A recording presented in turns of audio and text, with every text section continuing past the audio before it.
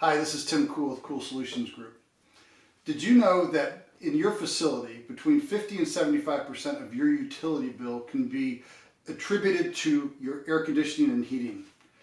That is a big number. When you look at what you spend on utilities every month, and the biggest nut of that is tied to your air conditioning and heating bills, if you're looking at a way to save money, that's got to be the lowest hanging fruit.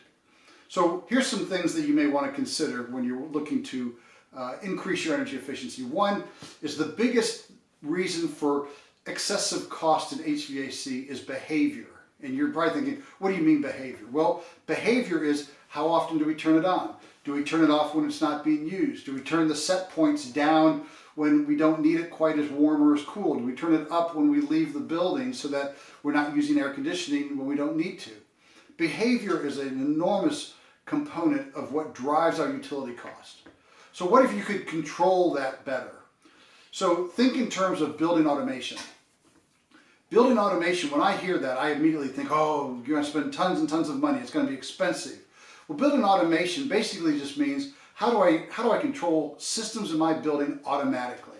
How do I not have to rely on a human interaction to do that? So there's building automation systems that you can incorporate into your building. Yes, they're generally a little bit more expensive, but think maybe down the next layer.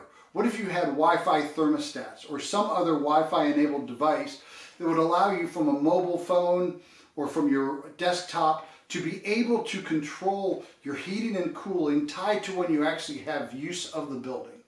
If that's something that you think you could incorporate, my guess is you could save anywhere from 15 to 25% on utility costs by only utilizing your heating and cooling when you really need it.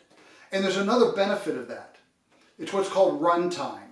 So when they tell you that an air conditioning unit should last you 10, 15, 20 years, whatever your manufacturer has recommended, they're assuming a certain amount of runtime. How many times a day will it come on and off, and how many hours in a month will it run? Well, if you're only using your facility certain hours and you've been able to figure out a way to automate your air conditioning to when you're using it, now all of a sudden you have reduced that runtime, which means you may actually extend the life of your air conditioning units 1, 2, 3 more years.